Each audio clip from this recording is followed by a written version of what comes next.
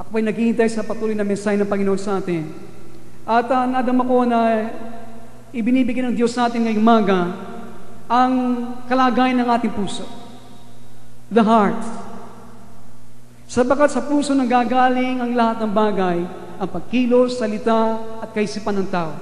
Kaya sinasabi po ng Biblia, ang puso ang siyang pinaka-treacherous, siya ang pinaka-deceitful, siya po mapandila, mapagdaya sa lahat ng bagay.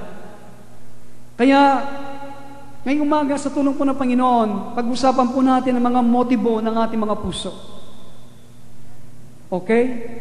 Lalo na sa ating pong paghahanap sa Panginoon. Sapagat aking nakikita ngayon maging pastor, maging manggagawa, maging ordinaryong Kristiyano, sa tulong ng Panginoon, at aking nakikita na maraming mga Kristiyano matagal natin hindi, malimit, minsan po kapag ikaw ay matagal-tagal ng Kristiyano, para bang binibigyan ka ng Diyos ng isang spiritual radar. Nakikita mo kung saan dumadaan, nakikita mo kung saan nanggagaling ang isang tao nagsasalita. Patungkol sa ministry, patungkol sa pangangailangan, patungkol sa anumang bagay. Kung meron mga gray areas sa mga bagay na mga motibo at laman ng mga puso. Kaya napakahalaga sa Diyos na Kanyang tinitimbang, hindi lang ang buhay ni Kristo na sa atin, kundi tinitimbang niya una ang laman ng ating mga puso. Lalo na sa panahon ng ating mga pananalangin sa Kanya at paghahanap ng Kanyang mukha sa araw-araw ng ating mga buhay. Nandiyan ba kayo? Mahalaga. Araw-araw sa tulong ng Panginoon tayo po'y dumadalangin, inahanap ang Kanyang mukha. Subalit ano ba ang ating motibo? Bakit tayo dumadalangin sa Diyos? Bakit natin inahanap ang mga bagay nito? At tanong ko po ngayong umaga, why do you come to the Lord? Bakit tayo lumalapit sa Panginoon sa panahon ng panalangin? Gaya kanina, that's a corporate prayer. Sama-samang panalangin ng isang iglesia. Pero meron mga panahon na panalangin na isaan, na tayo nakikipag-ulayaw na isaan sa isang kwarto, isa-isa na kasamang Panginoon. Pero ang aking tanong, bakit kayo lumalapit sa Panginoon? Ang dahilan ba kayo lumalapit sa Panginoon para masumpungan ang kanyang katamisan, the sweetness of the Lord? Kayo ba'y lumalapit sa Panginoon dahil nais niyong enjoy ang kanyang banal na presensya? Diba ang dahilan? Iyon po'y maganda. Pero sa umaga ito, mga kaibigan, gaya na kinasabi sa nakaraan, let me recommend a higher way. Paintulutan po ninyo ako magrekomenda sa inyo ng mas mataas na pamamaraan at dahilan. Bakit tayo lumalapit at naghahanap ng mukha ng Diyos araw-araw ng ating mga buhay? As you come to the Lord to pray, habang tayo po lumalapit sa Diyos na manalangin, ang ating pong dapat gawin ay dalhin ang ating buong puso na merong dalisay na pag-ibig. Isang pag-ibig na hindi naghanap ng anumang bagay para sa kanyang sarili. Yan ang hinahanap ng Panginoon. Bring a heart that is seeking nothing from the Lord, but desires only to please Him and to do His will. Yan ang isang bagay na hinihingi ng Panginoon sa atin. Dalhin yung isang puso na wala siyang hinahanap sa Panginoon. Subalit isang puso na nagnanasa lamang na bigyan siya ng kasiyahan at gawin ang kanyang kalooban. Let me illustrate po. Isang alang-alang po natin ng isang alipin. Ang isang alipin, kanya pong iniingatan, kanya pong inaalagaan ng kanyang Panginoon. Subalit, kapag ito'y kanya ginagawa para makatanggap lamang ng gatimpala, ang alipin na ito hindi siya karapat-dapat sa anong pagsalang-alang ng kanyang Panginoon. So, dear Christians, as you come to your Lord to pray, abang kayo'y lumalapit sa Diyos para manalangin, do not come for spiritual enjoyment. Huwag kayong pumunta sa Kanya at lumapit para mag-enjoy sa spiritual na presensya niya, o do not even come to experience your Lord para maranasan siya. Then what? Ano nga dapat natin gawin? Come just to please Him. Lumapit lamang kayo sa Kanya, sa Kanyang banal na presensya at mukha para siya'y bigyan ng kasiyahan. Merong panahon na para tayo humingi, etc. Gaya na ating ginawa. Pero sa panahon na tayo nakikipag-isa sa Kanya, napakainam, napakasarap na lumapit lamang sa Kanya na siya'y bigyan ng kasiyahan. Once you are there, sa oras na ikaw ay nasa banal na presensya ng Diyos, alam niyo po, kung Kanyang pipiliin na Kanyang ibuhos ang Kanyang pagpapala sa iyo, sa oras na yon, tanggapin mo. But if instead your mind wanders, receive that too. Minsan po, kapag tayo dumadalain, di ba? Ang ating mga isip, kasi nasanay na yan, nag-iisip ka, naglilibot sa buong sanglibutan, tanggapin ninyo. Receive that. Joyfully accept whatever He desires to give. Tanggapin ninyo ano pong buong pusong kagalangan na Kanyang inais ipagkaloob sa atin.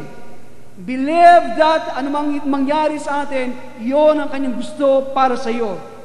So let me repeat that, for it is very important, ito po napakalaga, lalo na po sa panahon na tayo po sa inyo pong future growth in experiencing Christ. Ito po ay kailangan ninyo para sa inyo pong sa inarap na kayo, sa inyong paglago kay Kristo at karanasan nyo kay Kristo.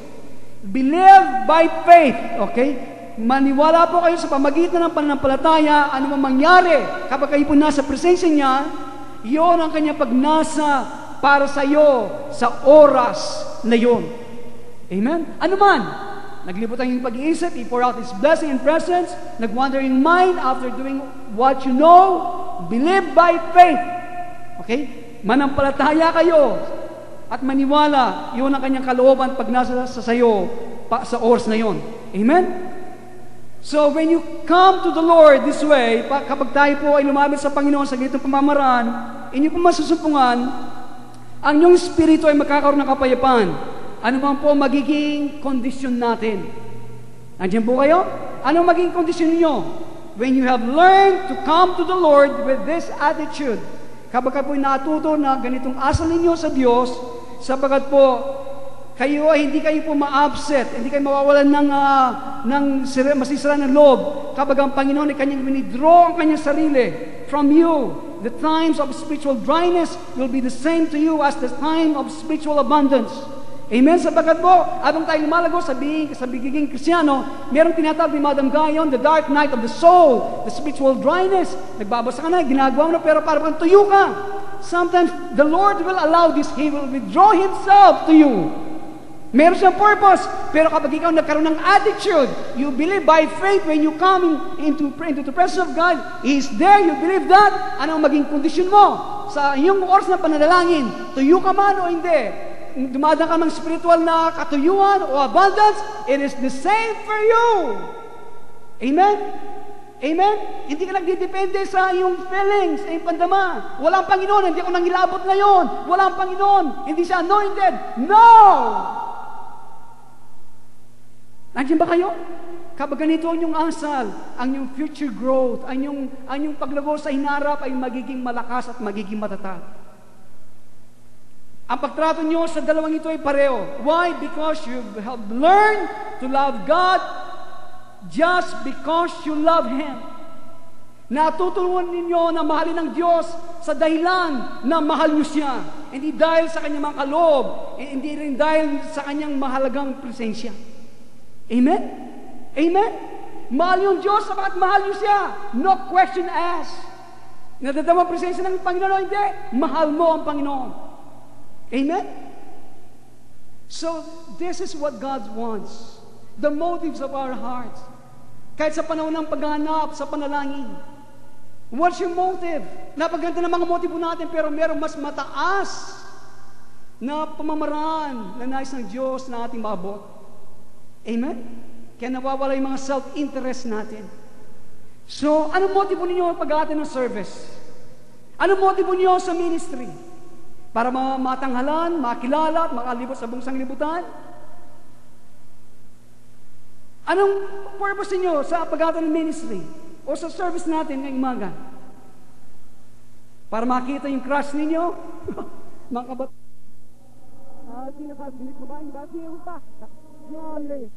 Now, the greatest commandment of all, Jesus said, ano po yung pinakadakilang kaligtasan o kautusan sa lahat na sinabi ng Panginoon? Ano yung pinakadakilang kautusan na sinabi ng Panginoon? What is it? Love.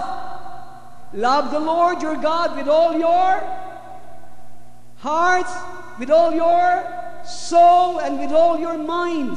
Mahalin ninyo ang inyong Panginoon Diyos ng buong puso, ng inyong buong kaluluwa, at ng inyong buong kaisipan. Marami sa atin, we memorize this, okay, these words. Pero sa akin nakikita, ay hindi natin lubos na inisip.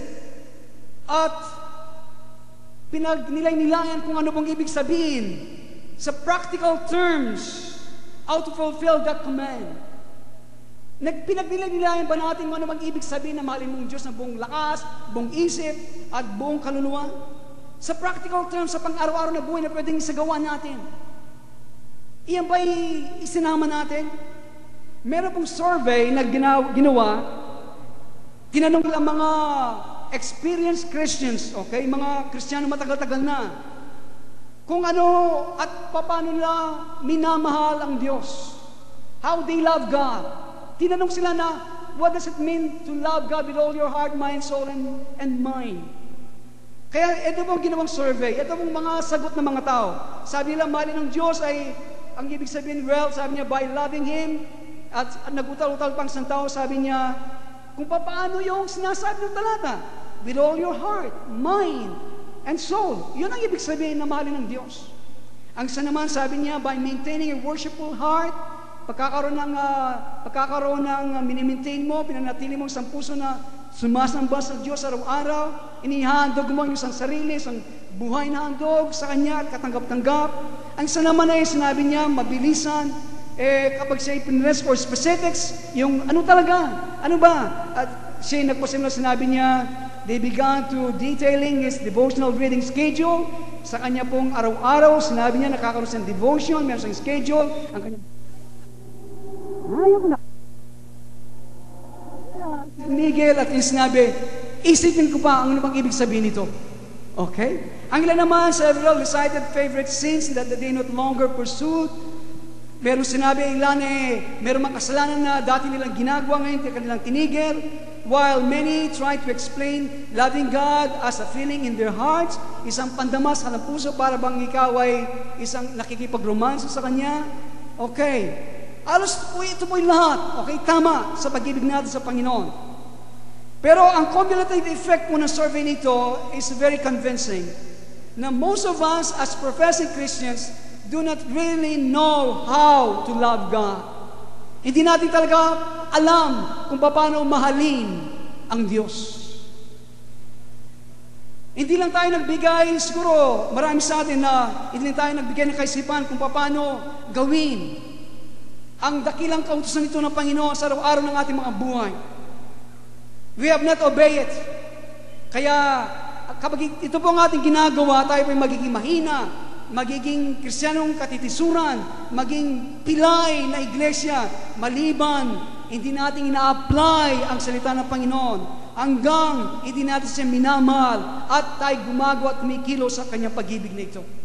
The greatest commandment is to love God with all your heart.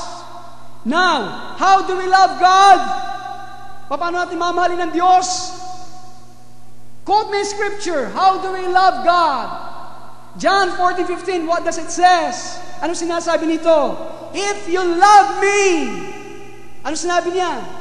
If you love me, keep my commandments. Kung mahalin niyo ako, sabi ng Panginoon, sundin niyo, tuparin niyo ang aking kautusan. Hindi ba naunawaan yun? So one of the great problems of the church today is that we put too much emphasis on what God will do for us and not enough on the obedience He demands. Alos na po ang malaking problema ngayon sa iglesia, na kanilang dinidin kung anong magagawa ng Diyos sa kanila. Hindi sapat ang kanilang binibigay na emphasis kung ano ang dapat nang gawin para sundin ang mga dinidiman ng Diyos sa kanilang mga buhay. Kaya this is indeed the very heart of the relationships God wants. The man with His people, naka-express mo sa covenant na ito. Anong covenant ng Panginoon? I am the Lord your God. Consecrate yourselves and be holy because I am holy. Ito po ang covenant ng Diyos sa atin sa kanyang bayan ngayon, na kanyang ipinahayag. Sabi niya, ito ang kanyang kautusan. Do you love God? If you love God, mahal ba natin Diyos? Kung mahal natin Panginoon, sabi niya, sundin ninyo ang aking kautusan. At ang kanyang kautusan ay nandito, kanyang sinabi, at ito ang pinakapuso ng ating relasyon sa Panginoon. At ano yun? At kanyang sinabi, ako ang inyong Panginoon ng Diyos. Italaganin niyo ng mga sarili at Pakabanal kayo, gaya ko na banal. Be holy, sapagkat sabi niya, I am holy. Amen? Nadidinig natin ito araw-araw.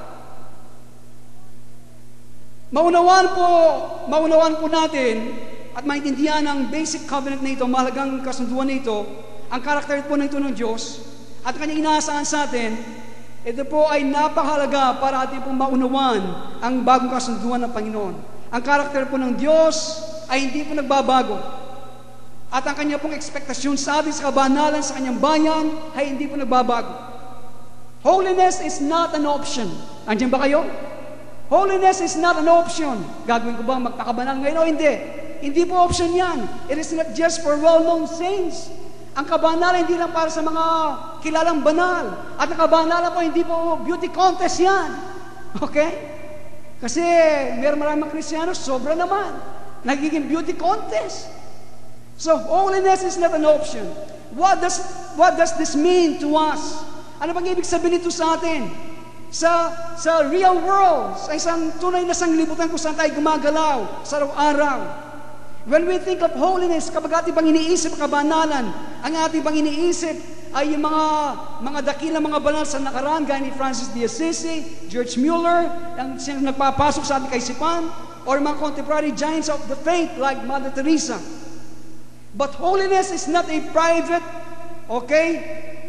preserve of an elite of corps of martyrs or mystics. Holiness is everyday business of every Christians. Ang kabanalan po ay sa pang-araw-araw na gawain ng bawat Kristiyano. At ito po ay lumilitaw ito sa kanilang mga desisyon na kanilang ginagawa sa araw-araw. Lumilitaw ito sa mga bagay na kanilang ginagawa sa bawat oras at sa bawat araw. Ang kabanalan na ito ay kanyang iniingit at ina-expect ng Panginoon sa araw-araw ng ating mga buhay. Amen? Amen? At yun naunawaan, araw-araw, progreso, sumusulong. Siguro mas mainam kesa puro mga prinsipyo nga sinasabi. Mas magbigay po tayo ng mga halimbawa, okay? The following example na inangos ang mga buhay po ng mga Kristiyano sa kasalukuyan at sa nakaraan ng mga panahon. So sa panahon, ating makikita dito kung paano natin mamahalin ang Diyos. Okay? Isa pong tahimik na Disyembre na gabi sa Ward po C43, the oncology unit po sa Georgetown University Hospital, many of the rooms around the central nurses station po ay madilim at walang laman, pero sa room 11A, meron pong isang lalaki nandoon na siya po ay critically ill, malubha po na po ang kanyang karamdaman. Ang pangalan po ng pasyenteng ito ay si Jack Swigert, the man who had piloted the Apollo 13 lunar mission in 1970. Siya po isang astronaut. And he was now a congressman-elect from Colorado, 6th Congressional District. Ang kanya pong kalagayan ay meron po siyang cancer. At siya po ay malubha ang kanyang karamdaman. Sa tabi po ng namamatay na taong ito, ay meron sa pong mataas, tahimik na bisita, nakaupo sa isang lugar na kanya pong inokupahan sa alos gabi-gabi. Since po na si Swigert ay na-admit sa hospital. Though Bill Armstrong, ito pong kaibigan niya, ang nakaupo, si Bill Armstrong, isang U.S. Senator from Colorado, a chairman of the Senate Subcommittee handling Washington hottest issue, Social Security, was one of the busiest and most powerful men in Washington. He was not visiting this room night after night as a powerful politician. Hindi po siya namimisita dito na sa kwarto ito gabi-gabi bilang isang makapangyarihan na politiko. He was here as a deeply committed Christian and as a Jack Swigert's friend, fulfilling a responsibility he will not delegate na hindi niya pagkakatiwala o matasman kahit na ayaw niya na pumupunta sa mga hospitals.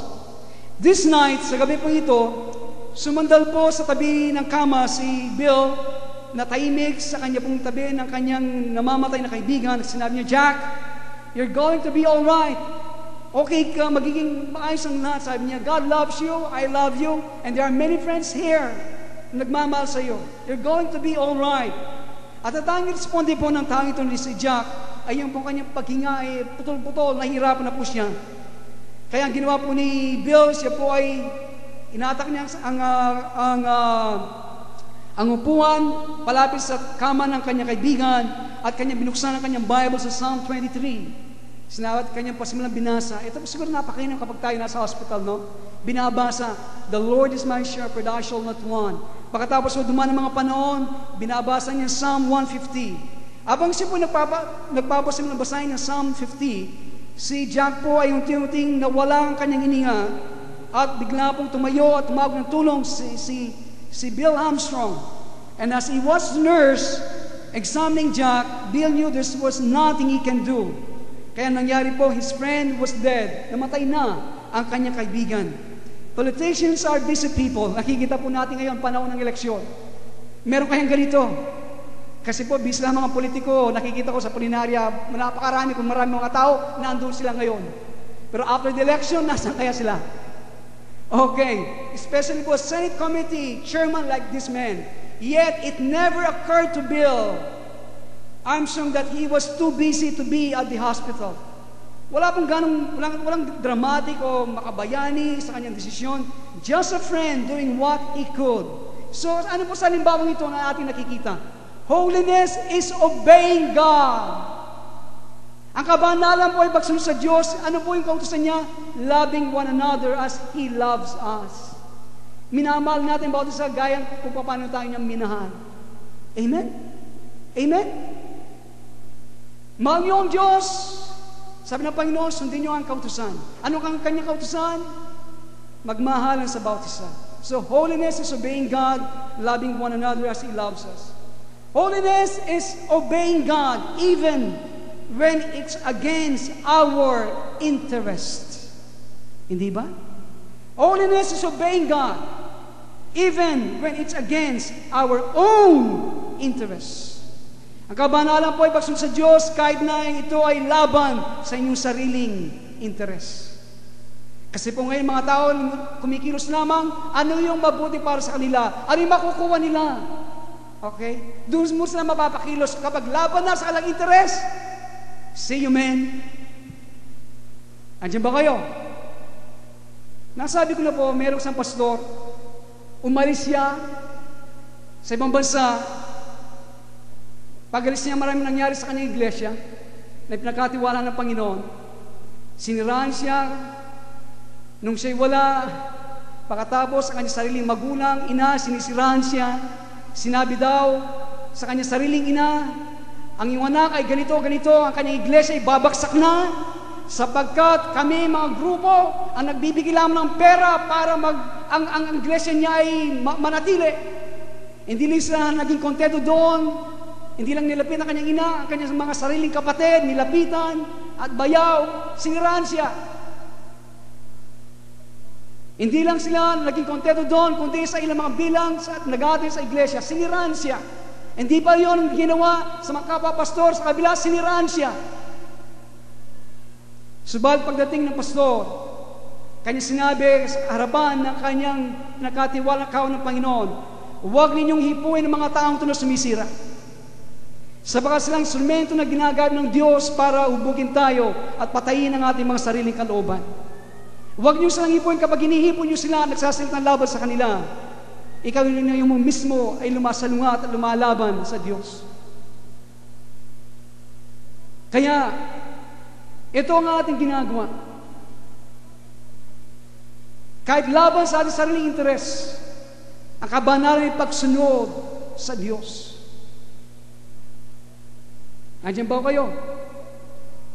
Holiness is obeying God, sharing His love even when it is inconvenient. Ang kabanalan ay pagsunod sa Diyos. Ibinabahagi natin ang kanyang pag-ibig kahit na ito ay inconveniente sa atin. Meron isang ina. Dahil po sa Amerika, napaka-busy ng mga tao doon.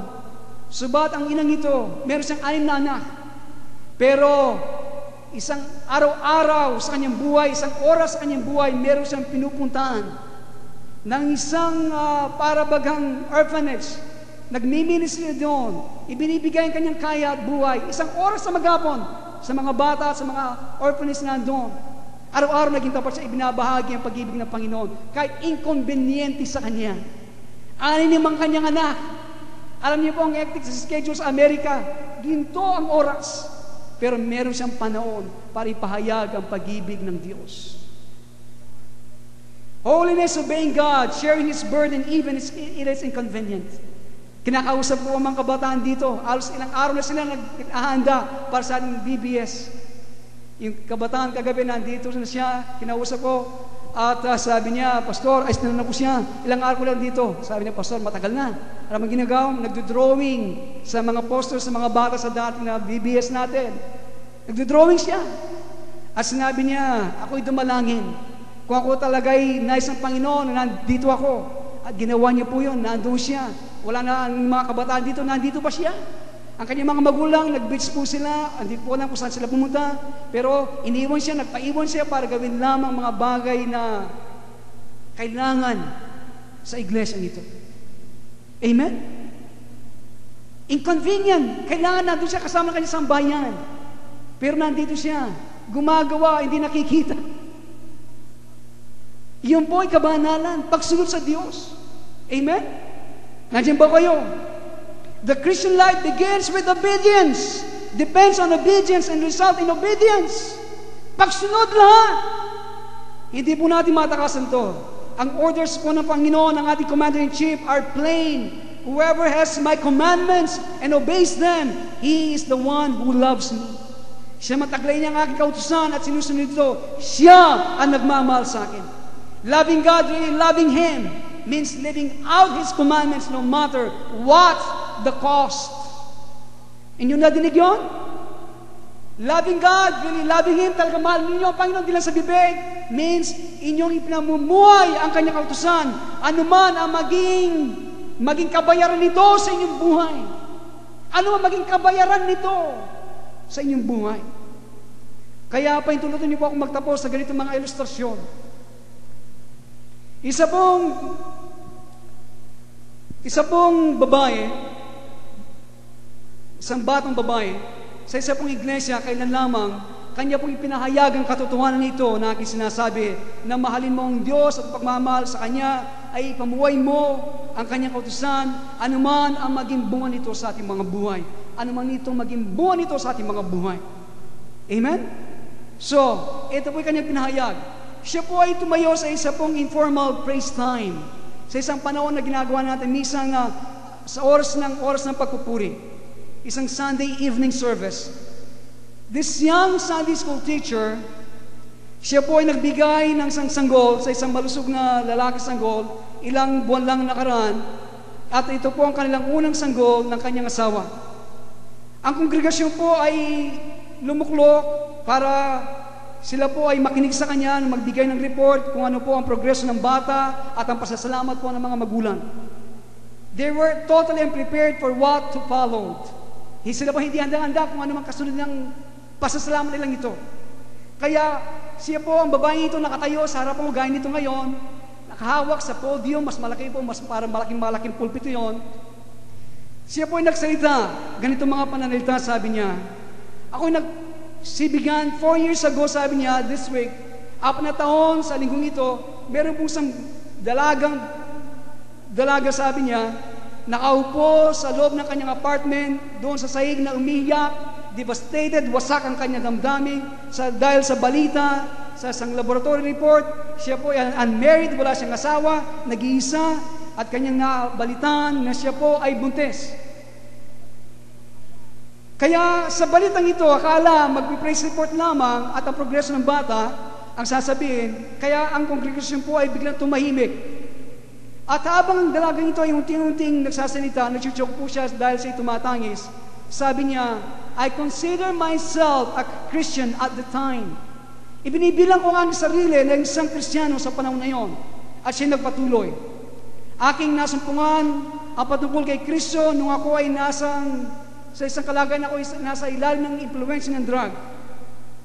After I learned about him, sabi niya, aking napagtanto na gusto ko lang aking pagkatiwala ang aking sarili sa kanya, pero hindi ko masuko ang aking mga lumang mga kaibigan at ang aking mga lumang mga bisyo, mga old habits. So sabi niya, ako ay nagdidrift, ako ay nag-slide sa 2 sanglibutan. Sa isang sanglibutan, ako ay nag-i-smoke ng marijuana, araw-araw, kasama natutulog ang isang lalaki sa ilalim ng aking apartment. At sa banda naman, sabi niya, ako ay pumunta ng iglesia, ako ay nagwi-witness sa mga tao patungkol kay Kristo, ako ay kasamang gumagawa ng mga youth sa aming iglesia. Ito ang kanyang ginagawa. Nag-i-slay sa 2 sanglibutan na ito. Pero sabi niya, ako ay nabuntis. Kaya nangyari, napunit ang aking mukha sa aking pagiging hypocrite, sabi niya, sa aking pagiging double life. Nakita ko, sabi niya, at anong maging kahulugan na kay Kristo. Anong maging tama sa mata ng Diyos. Pero sabi niya, patuloy akong umaatras. Hindi ako makapamuhay ng mabuti, malinis, gaya ng mga ibang mga tao sa loob ng iglesia. I felt, sabi niya, the only answer was to wipe the slate clean. Sabi niya, ito tayong paraan lamang siguro para malinis ko ang pisara. Okay? I will get an abortion. Buntis siya. Kaya ang kanyang solusyon para malinis ang kanyang reputasyon, ang kanyang gumawa ng isang desisyon, siya ay nais niya ma-abort ang kanyang sanggol. At sabi niya, wala nang makakalam sa loob ng iglesia. So siya po ay nagpa-schedule sa clinic for abortion, may nagkaroon ng date, pero she was terrified. Sabi niya, ako ay takot na takot. Pero ang aking boyfriend, sabi niya, is adamant. Siya ay matatag. Wala siyang takot. At ito'y sinabi niya sa kanyang mga magulang, kanyang mga kapatid. Siya ay nireject, pinagsisihan, kinondemn. At sabi niya, I had always been desperately dependent on other people. Luba ako nagdidepende sa ibang mga tao. But I knew this was one decision I had to make alone. Etong sa desisyon na kailangan ako mismo ang gumawa nito. So, sa ganito pong kalagayan, sa loob ng kanyang kwarto, tumingin siya sa bintana, isang gabi. Eto, sabi niya, sa kauna-unang pagkakataon sa maraming linggo, ako ay nakapag-isip sa kauna-unang pagkakataon na mabuti at malinis. I realized, sabi niya, kung ako ay naniniwala sa Kristyanismo o hindi ako naniniwala sa Kristyanismo. Ito po nagpasok na sa kanya kaisipan.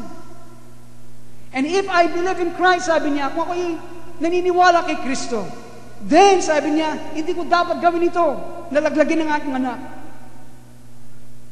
Alam po, ang Diyos ay tunay. Ito ay nagpasok sa kanya kaisipan.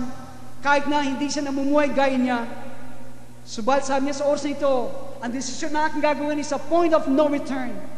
Ang desisyon na ito ay hindi na ako pwedeng matras at balikan pa at atrasan. So ang kanya pong ginawa, napakaganda. I put my faith in the God of the Bible. Inilagay ko ang aking pananampalataya sa Diyos ng Biblia, hindi sa aking ulo, kundi sa aking puso. Inilagay niya ang kanyang pananampalataya, pero sabi niya pagkatapos noon, I was still everything I never wanted to be. Ako pa rin yung lahat-lahat na ayaw ko sa aking sarili. Buntes, nag-iisa, iniwanan ng sambahayan, tinanggihan ng aking minamahal na naging kasama niya. Yet for the first time, sabi niya, in my life, I was really peaceful. Ako'y naging payapa. Dahil sabi niya, I knew for the first time, I was being obedient. Ako'y nagiging masunurin.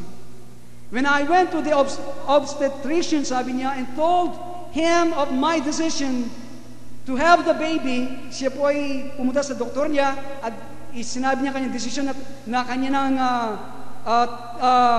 nais niya ang sanggol na ito. Kaya, at kanya sinabi po kano ang kanyang desisyon na ginawa. Alam niyo po nangyari? He refused to charge me, sabi niya, for the prenatal care and delivery. Na-bless pa ang doktor. Hindi na siya pinabayad sa prenatal at sa kanyang panganganak. So, I confess my double life to the church. I confess, sabi niya. Ipinahayag ko ang aking buhay na doble ang aking buhay. Nagsiserve nga siya, nasa church, pero nagmamariwana, mayroong kasamang lalaki na hindi sila kasal. And through the support of the Christian, was able to move away from my old friends to an apartment of my own. Sa tulong po ng ibang mga Kristiyano, siya po daw ay nakaalis sa kanya at nakaiwas sa kanya mga lumang kaibigan at nakaroon po ng sariling apartment. I began going to a Christian counseling agency and felt God leading me to give the baby up for adoption.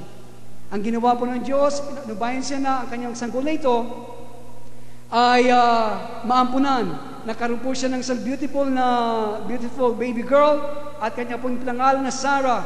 She was placed with a childless Christian couple. Yan po na walang anak. Doon pinagkatiwala yung kanyang sanggol. And we all felt God's hands in this decision.